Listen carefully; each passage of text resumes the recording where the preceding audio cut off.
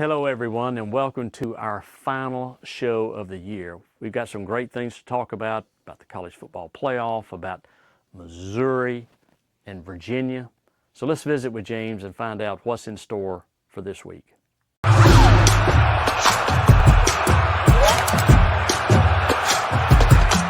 Visit your local Toyota dealers today. Toyota, let's go places. What's going on, world? It's your boy at Big Game James _36, and I'm here with Greg McGarity, and this is the TaxSlayer Gator Bowl Drive to Selection Show presented by Toyota, where we have gone over each and every week the landscape of college football as it affects the TaxSlayer Gator Bowl, played here in Jacksonville, Florida on December 27th at 7:30 p.m. It's on ABC, but your butts will be in seats because we're going to talk about a lot of the different options that you can have to be able to get into the game, because that is the most important thing. Yeah. Let these young men see how football hungry and how great of a city the city of Jacksonville is as they come here. Basically, as I describe it, it's a vacation that you get to play ball in. So a lot of great things that we're going to talk about a little bit coming up with the game. But before we get into that, I call it the most wonderful time of the year. I'm getting festive. That's why I wore my Christmas sweater, my ugly Christmas sweater. But kind of how do we get to this point where we're at? Because it really doesn't matter what happened last week as much. It doesn't really matter what's happening in the next few weeks. But how do we get to the point where we have our two teams decided for the TaxSlayer Gator Bowl? Well, let's get to the playoff chart here, and you'll see this is populated. Everyone's seen it, and everybody's seen the controversy with Notre Dame and Miami. So there it is. So once this is determined, which was finally unveiled about 12:30 on Sunday. We had to wait 30 minutes until we found out what it was. And then once that was set, then we knew the SEC teams that were up. I think the big question to us was Alabama in or out? Because we knew where they were going, more than likely here, if they were out. And we knew that if Miami was in, then more than likely we would have had Georgia Tech. If Notre Dame was up, then probably Miami was coming here, but we'll talk about that in a little bit. But this was the determining factor. So you see the first team out, Notre Dame, and we'll talk about that too.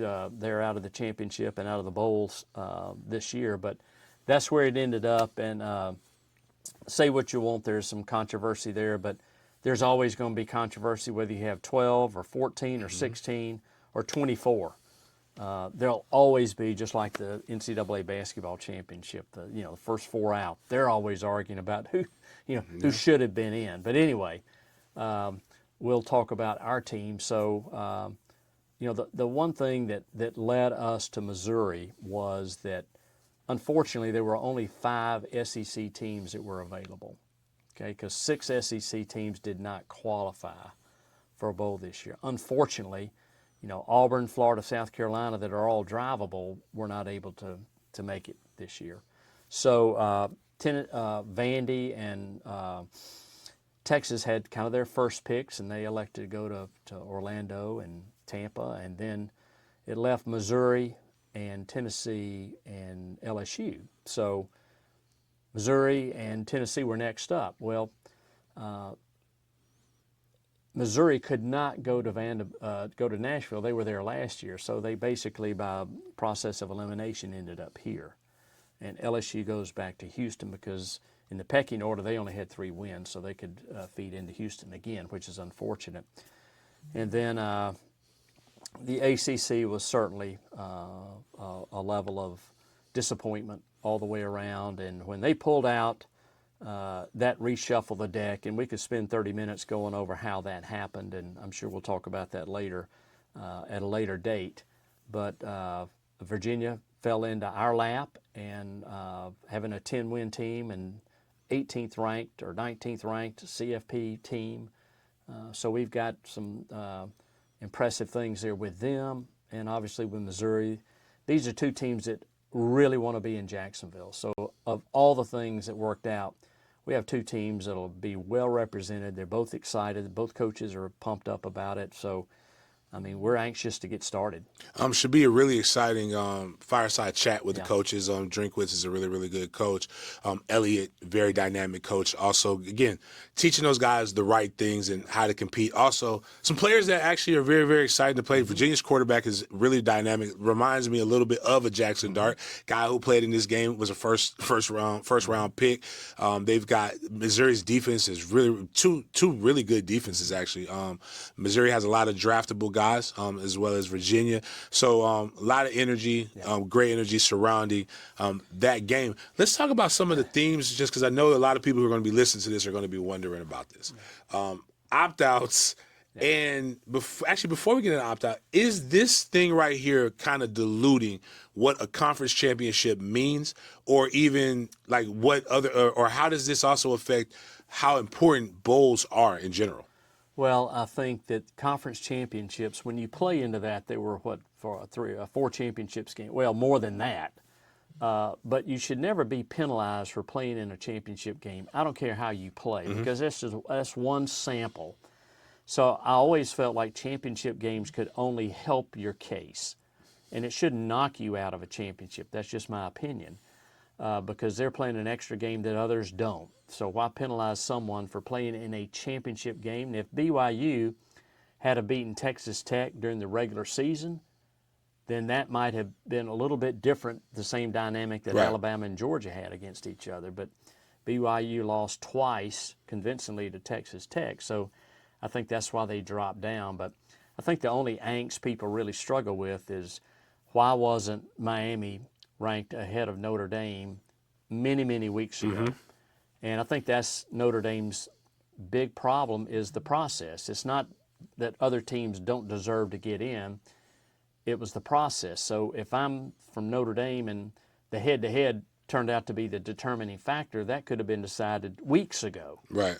And then nobody would be complaining, because that situation just never developed. So to kind of have that change at the last week, and I'm not really sure of the logic that the committee uses. It's very difficult for them to explain in a way that people can understand.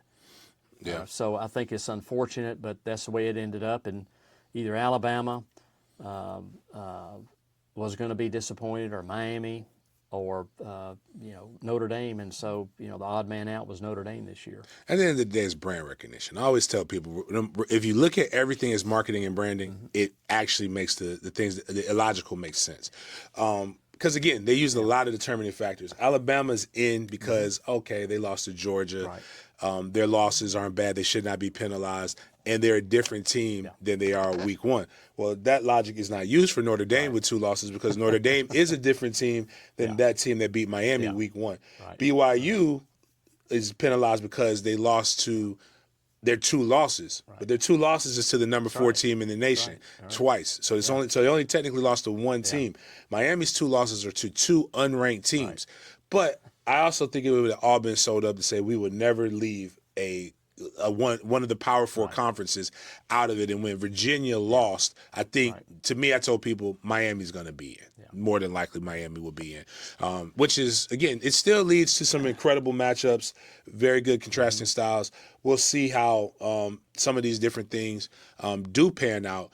Now, one of the things that's it didn't affect us, because we're good in the SEC and the ACC side. Right. We're a big enough bowl to do that. But teams opting out. And I want to clarify some things. 5 and 7 teams didn't opt out. 5 and 7 teams weren't going until they realized they didn't have enough other teams because of the CFP. But Florida State sent their guys. This is finals week. They've already got guys who have made plans to go home because they know that the season is over. So you can't just undo that without it costing money. Now, your 2 Big 12 teams, as an AD, the $500,000 they lost. Is it just, we don't care about it, write it off, it's not that big of a deal?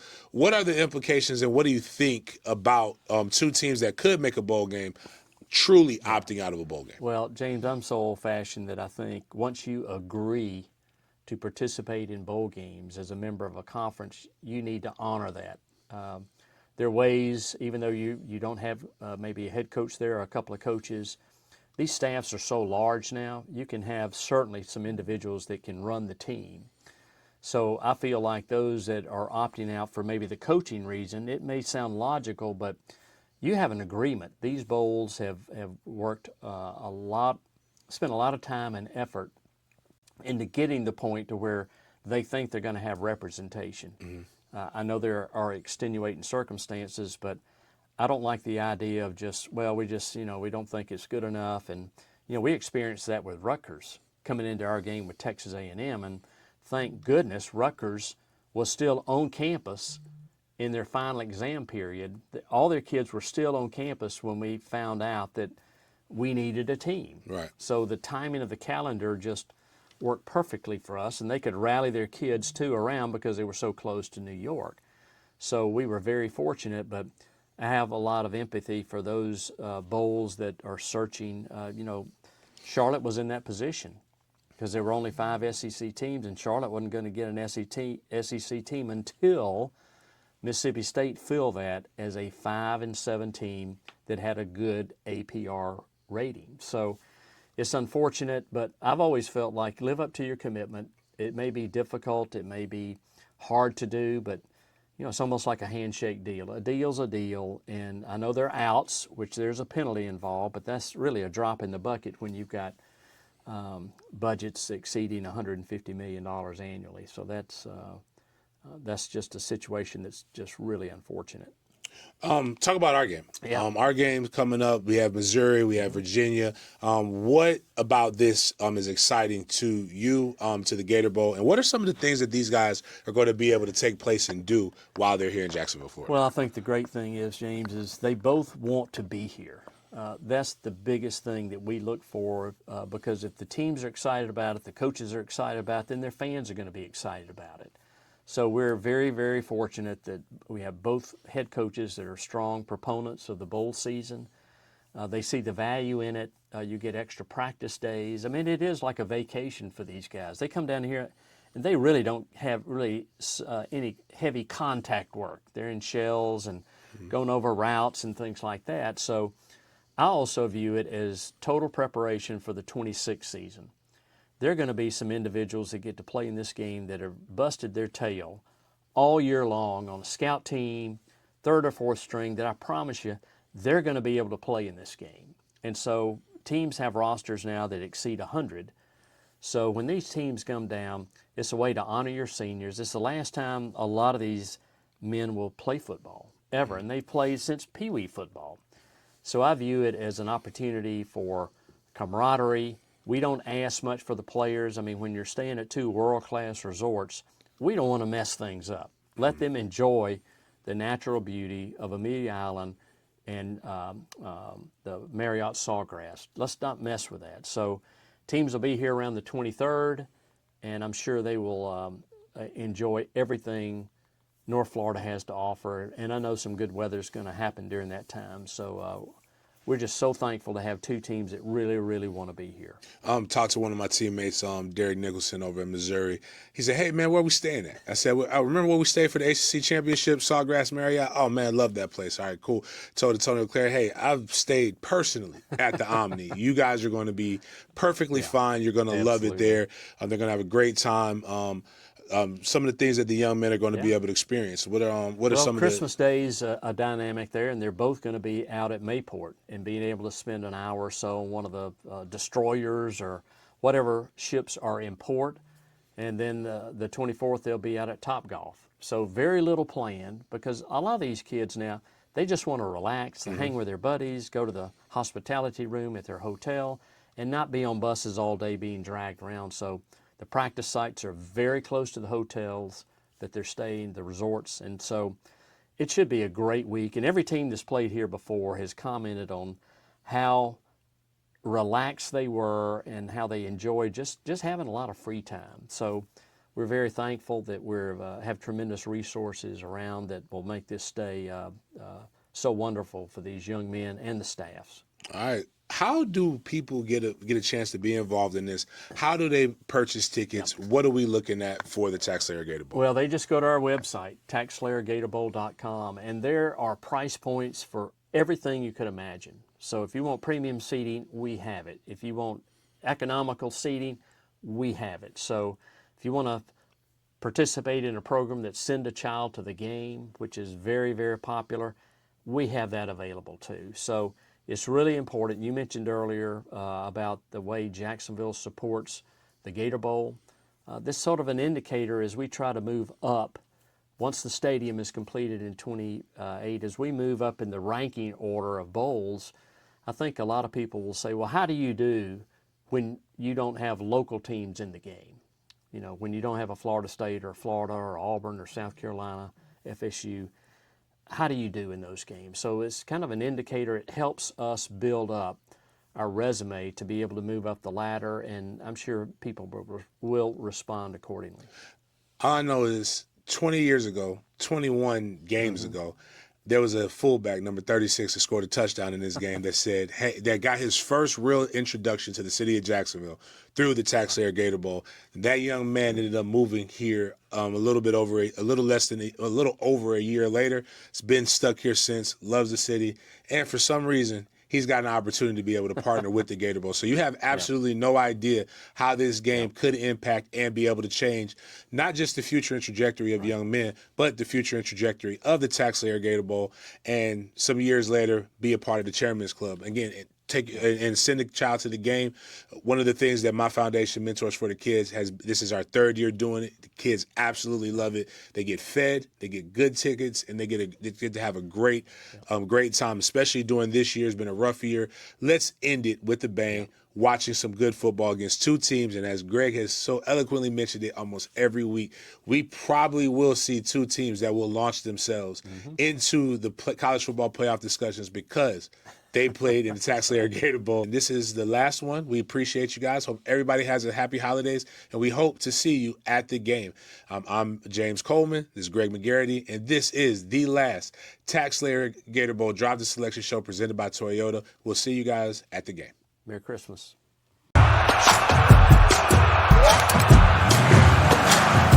Visit your local Toyota dealers today. Toyota, let's go places.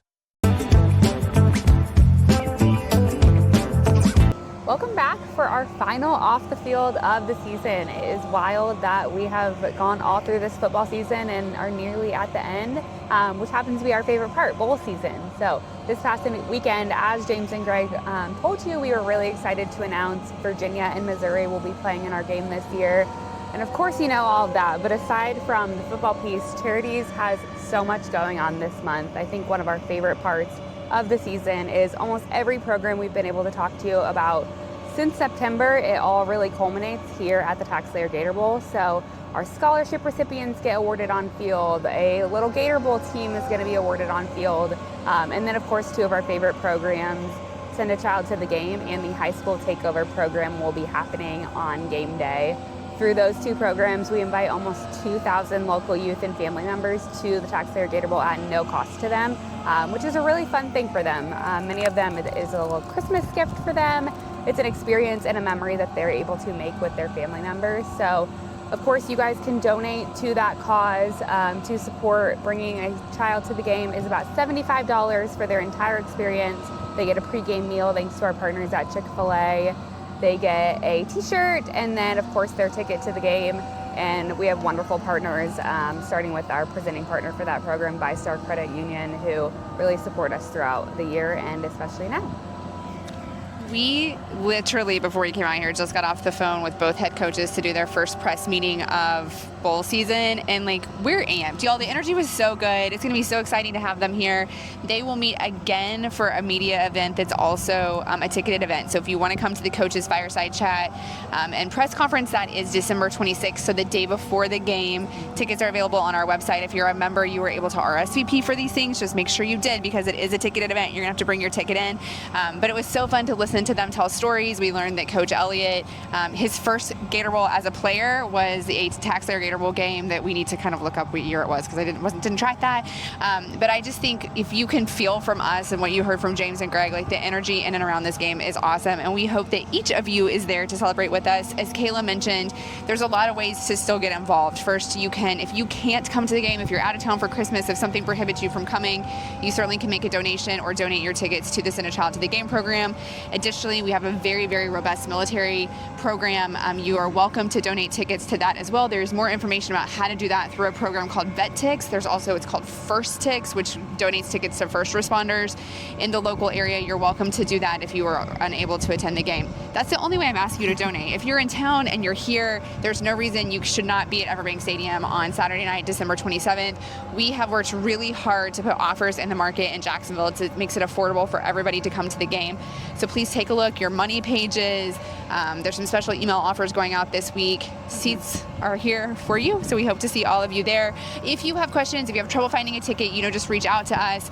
We were just talking about, though, like December 26th, the day before the game, that's about the moment I feel like in our family that you need a little break from your family. So, just consider maybe if you're hosting this year, you buy tickets for your family and you come down on December 27th. So again, just to kind of wrap things up for the season, we're so excited to highlight our charitable programs at the game. We hope that you're there to see each one of those young women and young men be honored, because there's some really, really special things that are going to happen on game day. So I guess until next year, we hope to see you at the bank on December 27th at 7:30. Have a great day.